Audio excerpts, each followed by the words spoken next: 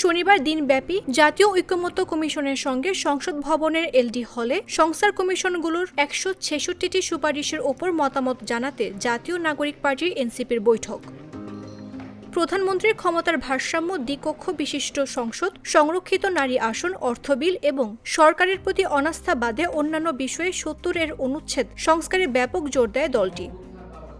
পৌনে ৫টায় বৈঠকের মুলতবি হয়। এনসিপি আহ্বায়ক নাহিদ ইসলাম বলেন, নতুন করে অনেকগুলো বিষয়ে একমত হয়েছেন তারা।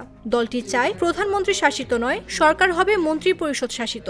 সংবিধানের মূলনীতি নিয়ে প্রশ্ন এনসিপির। তাদের মতে এতে করে রাজনৈতিক দলগুলো নিজেদের ইচ্ছা চাপিয়ে দিত, তাই মূলনীতি বাতিল চায় তারা। এনসিপি নেতারা বলেন, কোনো দল ও গোষ্ঠীর স্বার্থে যদি সংস্কার আটকে যায় তাহলে জনগণ আবারও রাস্তায় নামবে। স্বাধীন কমিশনের মাধ্যমে সংসদীয় আসনের সীমানা নির্ধারণের প্রস্তাব করেছে এনসিপি।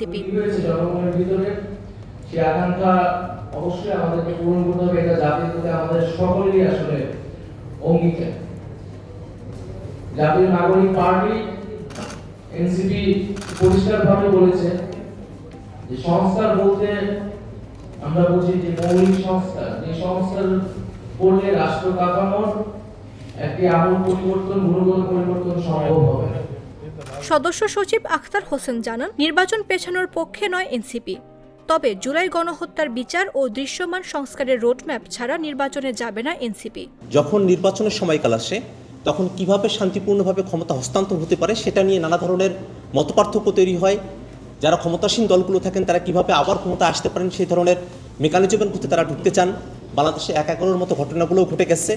আমরা এই জায়গায় ন্যাশনাল কনস্টিটিউয়েন্ট কাউন্সিল এর যে প্রস্তাবনার কথা বলা হয়েছে সে জায়গায় আমরা বলেছি যে সে সময়টাতে যে অন্তর্বর্তীকালীন সরকার বা তত্ত্বাবধায়ক সরকারের প্রস্তাবনা সরকার ঐকমত্য কমিশনের পক্ষ থেকে দেওয়া হয়েছে, সেই নির্বাচনকালীন সময়টাতে যে তত্ত্বাবধায়ক সরকার বা অন্তর্বর্তীকালীন সরকার থাকবে সেটা যেন শুধুমাত্র নির্বাচনের দায়িত্বটাই পালন করে, সেই হিসাবটাকে মাথায় রেখে সেই সরকারকে নির্বাচনকালীন তত্ত্বাবধায়ক সরকার বা নির্বাচনকালীন অন্তর্বর্তীকালীন সরকার হিসেবে সেটাকে নামকরণ করতে হবে। এই প্রস্তাবনা আমরা দিয়েছি এবং সেটার দায়িত্বভার কারা গ্রহণ করবেন, প্রধান উপদেষ্টা কিভাবে হবে, অন্য উপদেষ্টারা কিভাবে হবেন, সে নিয়ে আমাদের মধ্যে আলাপ আলোচনা চলছে।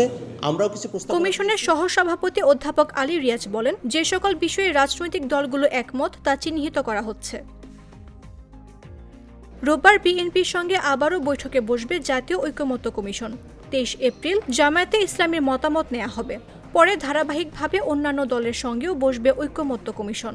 নির্বাচনের আগে দলগুলোকে এসব বিষয়ে এক ছাতার নিচে আনার প্রয়াস কমিশনের।